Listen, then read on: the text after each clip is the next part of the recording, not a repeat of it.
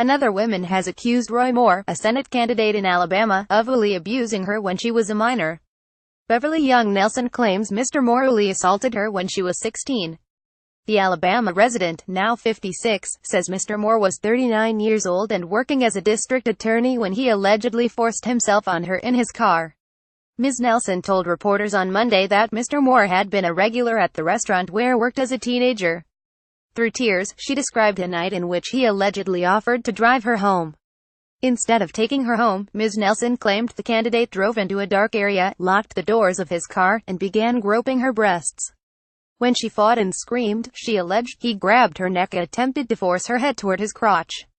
The allegations make Ms. Nelson the fifth woman to accuse Mr. Moore of past uall misconduct with a teenager. Mr. Moore, a populist favorite backed by former White House advisor Steve Bannon, denied the claims in a statement. He called Ms. Nelson's lawyer, Gloria Allred, a sensationalist leading a witch hunt. "We've said this before and we'll say it again. Judge Moore is an innocent man and has never had any uall misconduct with anyone," the campaign said. "This is a witch hunt against a man who has had an impeccable career for over 30 years and has always been known as a man of high character." Roy Moore says he doesn't generally remember dating teenage girls while in his 30s. In the press conference, Ms. Nelson claimed the abuse started when she was just 15.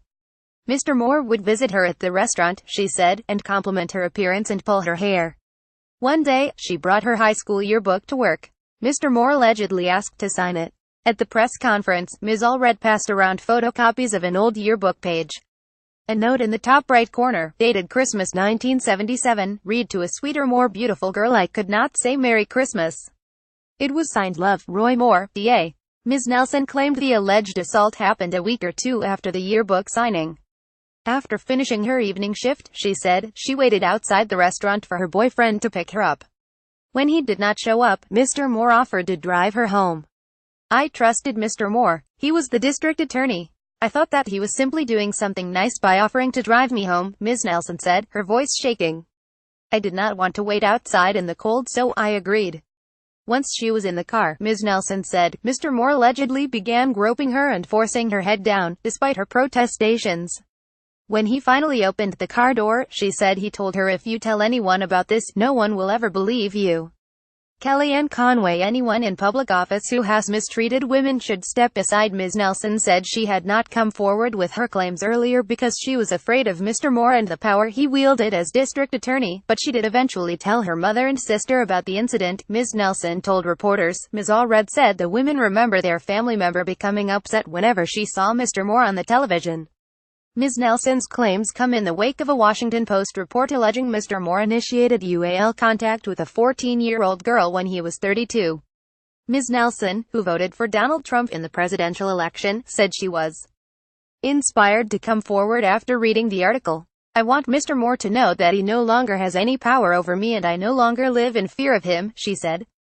Roy Moore, seen here speaking at the Values Voter Summit of the Family Research Council in Washington, D.C. on October 13, 2017, faces allegations of pursuing relationships with underage women. Reuters' James Lawler Duggan: Mr. Moore has denied the claims from the Post article, and even threatened to sue the publication. Despite a media uproar and pushback from his party, he has vowed to stay in the Senate race. On Monday morning, before the press conference, Senate Majority Leader Mitch McConnell urged the former judge to step down. "I believe the women," Mr. McConnell said. "I think he should step aside." Other prominent Republicans joined in the chorus after the press conference. Cory Gardner, the National Republican Senatorial Committee chairman, said Mr. Moore was unfit to serve in the United States Senate and he should not run for office. If he refuses to withdraw and wins, the Senate should vote to expel him, because he does not meet the ethical and moral requirements of the United States Senate, Mr. Gardner added. Senator John Cornyn of Texas also withdrew his endorsement after the press conference. More than a dozen Senate Republicans had already urged Mr. Moore to step down in the wake of the Post allegations. It is too late to remove Mr. Moore's name from the ballot, but Senate leaders say they are looking at staging a write-in campaign. The election is scheduled for the 12th of December. Reuse content.